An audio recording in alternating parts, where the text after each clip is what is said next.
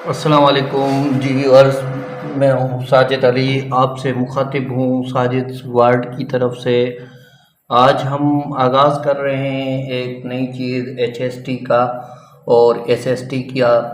तो एसएसटी और एचएसटी ये अब्रेविएशन है, हायर स्कूल टीचर और सेकेंडरी स्कूल टीचर, और एसएस सब्जेक्ट स्पेशल टीचर। तो लेक्चर 1 है हमारे पास। आज क्लास 9th की बायोलॉजी का आगाज़ कर रहे हैं और इंशाल्लाह नेक्स्ट क्लास में मैं आपको पूरा उसका सिलेबस और क्या हो सकता है, क्या चांसेस है, किस तरह से सिलेबस आ सकता है, वो भी आपके साथ शेयर करूंगा। हमारे पास पहला जो चैप्टर है वो इंट्रोडक्शन का है, आपको पता है चैप्टर फर्स्ट का लेक्चर 1 है हमारे पास। और फर्स्ट चैप्टर है बायोलॉजी का, जिसमें हमारे पास इंट्रोडक्शन है बायोलॉजी क्या है। तो आपको ये पता है कि बायोलॉजी दो लफ्ज़ों से लिया गया है, बायोलॉजी, बायो एंड लोगास। ठीक है, हम शॉर्ट फॉर्म में पढ़ेंगे ताकि आपका कॉन्सेप्ट क्लियर हो जाए। जैसे देखिए, बहुत सारे कैंडिडेट ये कहते हैं कि सर आप एमसीक्यूज शेयर करें। देखिए बेटा, हम जब एमसीक्यूज शेयर करेंगे तो आपका कॉन्सेप्ट क्लियर ज़्यादा नहीं होगा। थ्योरी में ये होता है कि आपका कॉन्सेप्ट ज़्यादा क्लियर हो जाता है और जो भी कन्फ्यूजन हो जाती है आपके पास क्लियर हो जाती है। और एमसीक्यूज में हम सिलेक्टेड एमसीक्यूज आपको पढ़ाएंगे, जाहिर सी बात है। जैसे कि चैप्टर 1 है, उससे हमने आपको 25 एमसीक्यूज पढ़ाए, और जो हमने एमसीक्यूज आपको नहीं लिखवाया वो आ गया टेस्ट में, तो फिर आप कहेंगे कि सर साजिद ने जो हमें स्टडी करवाई उसमें से वो क्वेश्चन नहीं आया। तो इसलिए थ्योरेटिकल पढ़ना ज़्यादा बेहतर है बनिस्बत जो है एमसीक्यूज से। तो बायो बायो कहा जाता है लाइफ को, और लोगास कहा जाता है स्टडी को। ठीक है, जो स्टडी ऑफ लाइफ, इस पूरी बायोलॉजी की डेफिनेशन हो जाएगी, study of life is called biology. ठीक है, study of life is called biology. जो जिंदगी के बाबत बताए उसे हम बायोलॉजी कहते हैं। और फिर बायोलॉजी की 3 मेजर ब्रांचेस है। ठीक है, ये हो गई बायोलॉजी की डेफिनेशन। उसके बाद आते हैं बायोलॉजी की मेजर ब्रांचेस पर। तो अभी कुछ बुक्स ये नहीं लिख रहे हैं, लेकिन हम क्लियर करवा देते हैं आपको। और सिलेबस आपको पता है कि 9th matric first year inter के बुक्स हैं, तो उसमें इंग्लिश, साइंस और पाकिस्तान स्टडी और इस्लामियात हैं। तो हम कोशिश करेंगे, साइंस में 4 सब्जेक्ट आ जाते हैं, फिज़िक्स, केमिस्ट्री, मैथ और जो है हमारे पास बायोलॉजी।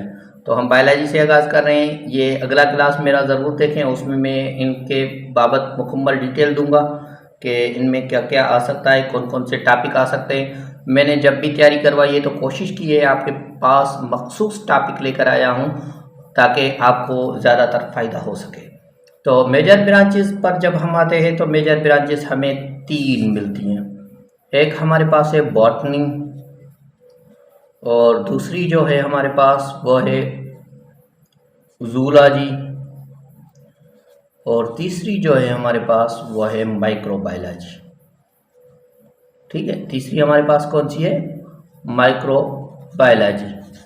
ठीक है, ये हो गई पहली, ये दूसरी जूलॉजी और तीसरी माइक्रोबायोलॉजी। एक बात याद कर लें कि बहुत पहले जो है सिर्फ 2 ब्रांचेस अहम समझी जाती थी, एक थी बॉटनी और दूसरी थी जूलॉजी। उसके बाद जब तरक्की हुई तो हमने जो है सो माइक्रोबायोलॉजी को भी अहम कर दिया। अब हम बॉटनी पर आते हैं बेटा। तो बॉटनी जो है ये लफ्ज़ बूटेन से लिया गया है, बूटेन से, जिसकी मीनिंग है प्लांट्स। तो study of plants is called botany. ठीक है, मैं शॉर्ट में आपको समझा जाता हूँ ताकि आप इजीली रिमेंबर कर दें। उसके बाद आ जाता है जूलॉजी। जू आपने देखा होगा, जू घूमने चलते हैं तो वहाँ पर क्या होते हैं? जानवर होते हैं। और लॉगी जो है लोगा से लिया गया है, उसकी मीनिंग भी स्टडी है। Study of animal is called zoology, study of plant is called botany. Micro means smallest, biology means bio कहा जाता है लाइफ को, यानी कि यहाँ पर हम कहेंगे ऑर्गेनिजम्स, और logos study, study of smallest organisms. ऐसे भी कह सकते हैं कि स्टडी ऑफ माइक्रोस्कोपिक ऑर्गेनिजम्स। वो ऑर्गेनिजम्स जो हम सिर्फ माइक्रोस्कोप से देख सकें तो उसे हम कहते हैं माइक्रोबायोलॉजी। उसके बाद आते हैं हमारे पास जो टॉपिक है दूसरा, वो है branches of biology. Branches of biology मैं कोशिश करूंगा कि ये भी आपको इजीली कर दूं ताकि आप एक ही बार में इसे रिमेंबर कर दें। ठीक है, उसमें पहला नंबर पर आ जाता है मॉर्फोलॉजी। मॉर्फोलॉजी। और दूसरे नंबर पर आ जाता है एनाटॉमी। तीसरे नंबर पर आ जाता है सेल बायोलॉजी। चौथे नंबर पर आ जाता है हिस्टोलॉजी। पहले इनको क्लियर करते हैं, फिर हम दूसरी चार लिखकर उनको क्लियर कर देते हैं। ठीक है, ये चौथा नंबर। तो मॉर्फो ग्रीक वर्ड से, ये ग्रीक वर्ड है, जीआर लिख देता हूँ। और ये एनाटॉमी भी ग्रीक वर्ड है, जीआर लिख देता हूँ। और सेल बायोलॉजी एल से लिख देता हूँ, लातिन वर्ड है, लातिन लैंग्वेज का। और हिस्टोलॉजी जो है ग्रीक वर्ड है। ठीक है, ये जीआर से ग्रीक होगा और जो है एल से लातिनी लैंग्वेज होगा। तो मार्फ जो है मार्फ, और दूसरा क्या हो जाएगा लोगास। लोगास तो मैंने आपको बता दिया पहले ही, स्टडी हो जाएगा, ये तो स्टडी हो गया। और मार्फ की मीनिंग जो है फॉर्म, तो मार्फोलॉजी की मीनिंग हो जाएगी स्टडी ऑफ एक्सटर्नल फॉर्म। ये डेफिनेशन हो जाएगी, स्टडी ऑफ एक्सटर्नल फॉर्म। कोई भी ऑर्गेनिजम्स हो उनकी एक्सटर्नल फॉर्म के बाबत कोई भी चीज़ पढ़े तो उसे मार्फोलॉजी कहते हैं। एनाटॉमी, एना का मीनिंग हो जाएगा पार्ट, टॉम का मीन्स हो जाएगा टू कट। ठीक है, अब एनाटॉमी है तो इसकी मीनिंग हो जाएगी internal parts of study, study of internal part of organism. Internal part है जो उनकी स्टडी जो उसे हम कहते हैं एनाटॉमी। ये सब्जेक्ट भी होता है मेडिकल वालों के पास। तो एनाटॉमी और मार्फोलॉजी एक दूसरे के अपोजिट है। मार्फोलॉजी हो जाती है जो एक्सटर्नल स्टडी होती है, जैसे हमारी स्किन है, जैसे हमारे नोज़ है, जैसे आई है। एनाटॉमी जो उसमें अंदर में ऑर्गेनिजम्स होते हैं, जैसे किडनी है। तो इस तरह के जो भी ऑर्गेनिज्म आ जाता है उसकी स्टडी एनाटॉमी कहलाती है। सेल बायोलॉजी लातिन लैंग्वेज का लफ्ज़ है, और सेल बायोलॉजी को साइटोलॉजी भी कहा जाता है, साइटोलॉजी। ठीक है, साइटोलॉजी भी इसका दूसरा नाम है। यहाँ पर आपके 9th बुक में नहीं लिखा हुआ, लेकिन मैं आपको बता देता हूँ, आगे चलकर आपको काम देगा। ये लातिन लैंग्वेज का अल्फाज हैं। सेल की मीनिंग होती है कंपार्टमेंट। सेल का हमारे पास बहुत ज़्यादा जो है पार्ट है, इंशाल्लाह 5 से 10 क्लास मेरी सेल पर होंगी ताकि आपको क्लियर आ जाए। कंपार्टमेंट किसको कहते हैं? ये जो है कंपार्टमेंट है, इसको हम सेल कहते हैं। जब इन्होंने सेल डिस्कवर किया तो इनको इस तरह से नज़र आ गया इसके लिए। और जो बायोज है वो ग्रीक का वर्ड है, ये लातिन का है, लेकिन जो सेल बायोलॉजी बायोलॉजी है ये ग्रीक लैंग्वेज का वर्ड है। पहले भी हम पढ़ चुके हैं, बायोलॉजी ग्रीक लैंग्वेज का वर्ड है, जिसमें हो जाएगा study of life, study of cell. Cell की स्टडी या लाइफ की स्टडी सेम बात है। तो जिसमें सेल होगा उनमें ही लाइफ होगी। तो ये अहम चीज़ें आपको रिमेंबर करनी होगी। दूसरी जो चीज़ है, सेल की लाइफ और उसके ऑर्गेनेल्स जो है उनको रिमेंबर करने होंगे। सेल बायोलॉजी उसको कहते हैं, सेल बायोलॉजी का दूसरा नाम साइटोलॉजी भी है। और उसके बाद हमारे पास आ जाता है हिस्टोलॉजी। हिस्टोलॉजी जो है ये ग्रीक लैंग्वेज का वर्ड है, हिस्टोस से लिया गया है, हिस्टोस से लिया गया है। ग्रीक लैंग्वेज का वर्ड है और हिस्टोस से लिया गया है। हिस्टोस की मीनिंग जो है ये हो जाएगी टिश्यू। हिस्टोस की मीनिंग क्या है? टिश्यू। और लोगास की मीन्स हो जाएगी study, study of tissues is called histology. Tissue के बाबत भी हम पढ़ेंगे, सेल एक साथ ज्वाइन होते हैं तो टिश्यू बनाते हैं। तो चलते हैं हम आगे जो टाइप्स हैं उनकी तरफ। तो हमारे पास जो 5वां टाइप्स है वो है फिजियोलॉजी। छठा टाइप है हमारे पास टैक्सोनॉमी। और सातवां टाइप से हमारे पास फिजियोलॉजी। आठवां जो है हमारे पास वो टॉपिक है फिजियोलॉजी के बाद डेवलपमेंटल बायोलॉजी, या इसको हम एम्ब्रियोलॉजी भी कहते हैं, डेवलपमेंटल बायोलॉजी। इसको क्या कहते हैं दूसरा? एम्ब्रियोलॉजी। तो इनको हम क्लियर करेंगे। ये ग्रीक से है फिजियोलॉजी, टैक्सोनॉमी भी ग्रीक से है, और उसके बाद डेवलपमेंटल फिजियोलॉजी भी ग्रीक से है। ये फिजियोलॉजी हम लिख चुके हैं, यहाँ पर जेनेटिक्स लिख देते हैं, ठीक है, और ये भी ग्रीक से है। तो फिजियोलॉजी क्या है? फिजियोलॉजी फ्यूजिस से लिया गया है। ये देखिए आपके पास आते हैं फिजियोलॉजी स्टेकिन फिरा ब्रांचेस का तो क्वेश्चन आपके पास आता ही आता है। फ्यूजिस की मीनिंग है नेचर, और लोगास की तो हम पढ़ चुके हैं। तो study function of living organism, तो हम में से कह सकते हैं study of functions of living organism. Living organism के जो फंक्शन है, जो उनके काम हैं, उनको हम फिजियोलॉजी कहते हैं, ठीक है। दूसरा हमारे पास है टैक्सोनॉमी। टैक्सोनॉमी जो है ये हमारे पास चैप्टर भी है, चैप्टर 3, उसमें हम क्लियर भी करेंगे। टैक्सिस की मीन से अरेंजमेंट, और नोमोस की मीन से नेम। तो हम क्या करते हैं, इसमें नेम लिखते हैं जो जानदार होते हैं उनके। तो इसकी डेफिनेशन ये हम कह सकते हैं, क्लासिफिकेशन ऑफ लिविंग ऑर्गेनिज्म, इसका taxonomy, classification of living organisms इसका टैक्सोनॉमी। जो लिविंग ऑर्गेनिज्म से उनकी जो क्लासिफिकेशन हो, उसे हम लिविंग ऑर्गेनिज्म की क्लासिफिकेशन को टैक्सोनॉमी कहते हैं। जेनेटिक्स ग्रीक लैंग्वेज का वर्ड है, और जेनेटिक जो है जीनसिस से लिया गया है। किस लफ्ज़ से लिया गया है जेनेटिक्स? जीनसिस से, जिसकी मीनिंग है ओरिजिन, ओरिजिन यानी स्टार्ट, तो इवोल्यूशंस। तो ये जो है study of heredity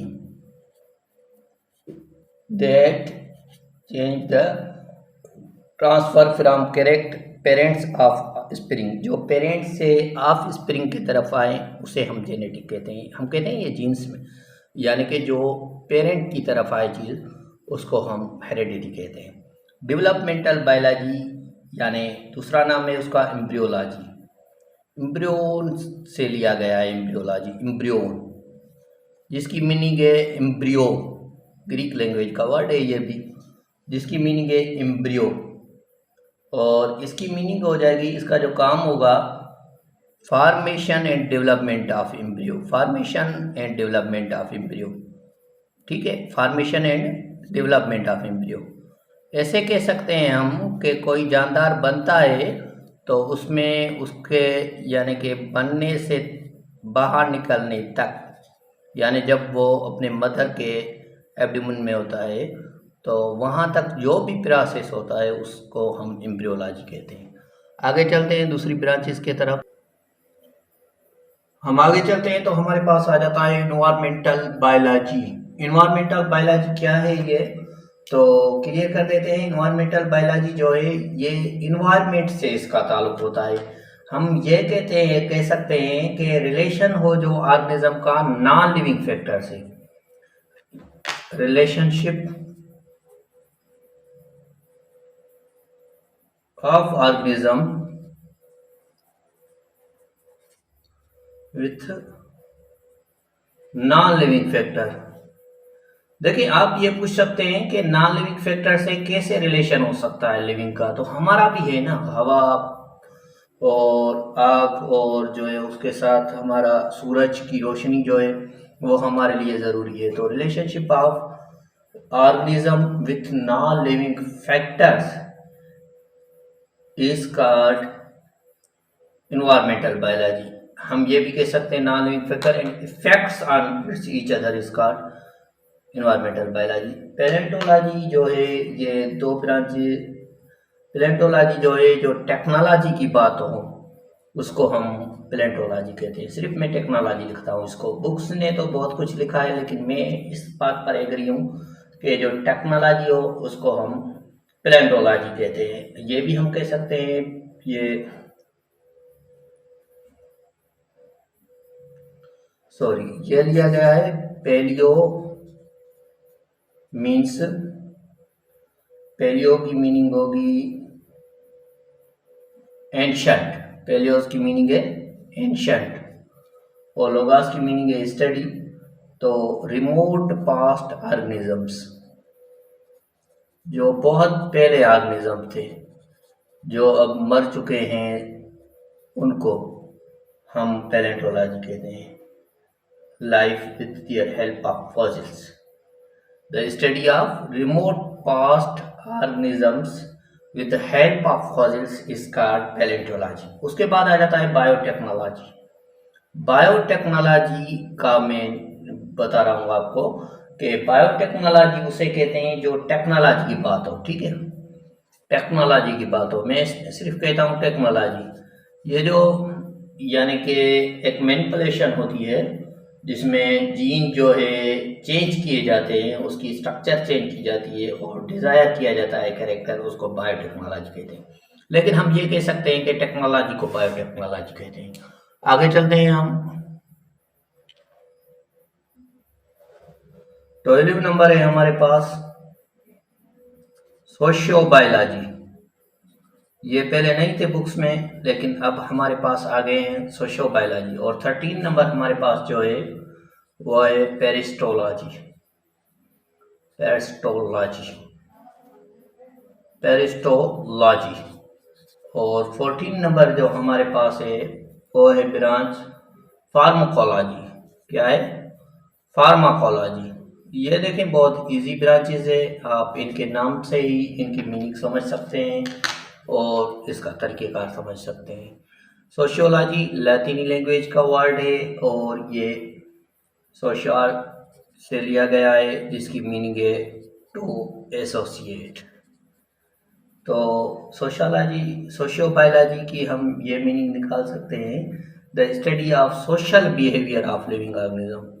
social behaviour of living organism is called sociobiology, ठीक है। तो आगे चलते हैं हम। 13 नंबर है हमारे पास पेरिस्टोलॉजी। पेरिस्टोलॉजी जो है ये लिया गया है ग्रीक वर्ड से, और पारा यानी अब, तो स्टडी ऑफ पैरासाइट्स। पैरासाइट्स क्या है हम आगे पढ़ेंगे भी, लेकिन मैं आपको क्लियर करवा दूं, जो दूसरों पर डिपेंड करें उनको पैरासाइट कहा जाता है। तो ये बहुत इजी है पेरिस्टोलॉजी, यानी कि जो दूसरों पर डिपेंड करे उसको पेरिस्टोलॉजी कहते हैं। फार्माकोलॉजी ये भी ग्रीक वर्ड लैंग्वेज का वर्ड है और ये लिया गया है फार्माकोन से, जिसकी मीनिंग है ड्रग। तो हम ये कह सकते हैं कि study of drugs is called pharmacology. जो ड्रग्स की स्टडी हो उसको फार्माकोलॉजी कहते हैं। आगे देखिए हमारे पास कुछ और भी ब्रांचेस हैं जो बुक्स में तो नहीं है, लेकिन हमारे पास जॉब्स में उनके क्वेश्चन आते रहते हैं। मैंने कहा क्यों ना कि आपको HST के साथ दूसरी जॉब्स के में भी क्वेश्चन काम आ सके, वो भी क्यों ना हम स्टडी कर लें। तो मॉलिक्यूलर बायोलॉजी जो है, the study of organic molecule constitute of cell. Organic molecule जो है, जो मॉलिक्यूल कंस्टिट्यूट करते हैं सेल को, उनकी स्टडी को हम मॉलिक्यूलर बायोलॉजी कहते हैं, ठीक है। डर्मेटोलॉजी है, डर्मोनोलॉजिस्ट आपने पढ़े हैं, तो ये हो जाएगा स्टडी ऑफ स्किन। और कार्पोलॉजी है, कार्पोलॉजी जो है फ्रूट एंड सीड की स्टडी को हम कार्पोलॉजी कहते हैं। ये आप क्वेश्चन आ सकता है कि कार्पोलॉजी किस स्टडी को कहते हैं? फ्रूट्स एंड सीड को। आर्थोपेडिक्स जो है ये तो आपने पढ़ा होगा, स्केलेटल सिस्टम के बाबत जो स्टडी कराएं। आर्थोपेडिक्स जो होते हैं ये डायग्नोसिस एंड ट्रीट करते हैं स्केलेटल सिस्टम की, ठीक है। और फिलियोलॉजी जो है ये स्टडी ऑफ लैंग्वेजेस है। ये आप रिमेंबर कर लें। स्टडी ऑफ लैंग्वेजेस जो है उसको फिलियोलॉजी कहते हैं। और जाइमोलॉजी जो है ये प्रोसेस एंड फर्मेंटेशन होता है। प्रोसेस ऑफ फर्मेंटेशन जो होता है उसको हम जाइमोलॉजी कहते हैं। प्रोसेस ऑफ फर्मेंटेशन, ये क्वेश्चन बहुत आते रहते हैं जो मैंने अब ब्रांचेज लिखी हैं, ठीक है, तो इसलिए आपका कॉन्सेप्ट क्लियर हो जाएगा। और दूसरी है एंटोमोलॉजी। एंटोमोनोलॉजी जो है ये स्टडी ऑफ इंसेक्ट्स है। ये सिंध पब्लिक सर्विस की कमीशन की जॉब्स में ऑलमोस्ट आता रहता है कि study of insects is called entomology, या ये भी पूछ देते हैं entomology is the study of, तो ये आपको आ जाना चाहिए। आर्कियोलॉजी ये जो है study of ancient sites. Study of ancient sites, जो कदीम चीज़ें होती हैं उनकी जो स्टडी होती है उसको हम आर्कियोलॉजी कहते हैं। जो एंशंट सोसाइटीज़ की हो उसके बाबत जो स्टडी की जाए आर्कियोलॉजी कहा जाता है। मेट्रोलॉजी स्टडी ऑफ वेदर, मौसमियात की जो स्टडी होती है मेट्रोलॉजी ब्रांच होती है हमारी। तो मेट्रोलॉजी हम उसको कहते हैं स्टडी ऑफ एटमॉस्फेयर। एटमॉस्फेयर की जो स्टडी हो उसे हम मेट्रोलॉजी कहते हैं। एक्सियोबायोलॉजी जो है ये, अब आगे चलते हैं हम। तो मेट्रोलॉजी स्टडी ऑफ एटमॉस्फेयर, उसके बाद आ जाता है एक्सोबायोलॉजी। ये आउटर स्पेस स्टडी है। आउटर स्पेस यानी कि जो स्पेस की बात होती है उसके बाद उसकी स्टडी है। आउटर स्पेस स्टडी को जो है एक्सोबायोलॉजी कहा जाता है। और माइकोलॉजी जो है स्टडी ऑफ फंजी को कहा जाता है। फंजी की जो हम स्टडी करते हैं उसको हम माइकोलॉजी कहते हैं। उसके बाद एक ब्रांचेस मुझे याद आ रही है वो रिमेनिंग होती है, तो वो मैं यहाँ पर ही लिख लेता हूँ 27 नंबर, तो वो हो जाएगी इथनोलॉजी। इथनोलॉजी ये हमारे पास आई भी है एक बार मेंस की टेस्ट में। तो इथनोलॉजी किसकी स्टडी है? तो मैनर्स एंड कस्टम्स हो उसको इथनोलॉजी कहा जाता है। मैनर्स एंड कस्टम्स की स्टडी को। उम्मीद है कि आपको हमारा क्लास समझ में आया होगा। फिर भी कोई क्वेश्चन हो तो आप मुझसे ज़रूर पूछ सकते हैं। अल्लाह अज़्ज़ व जल के दर दुआ करते हैं कि अल्लाह अज़्ज़ व जल आपको और हम सबको कामयाब करें। वीडियो को लाइक करें, चैनल को सब्सक्राइब करें, कमेंट करें, अपने दोस्तों के साथ शेयर करें।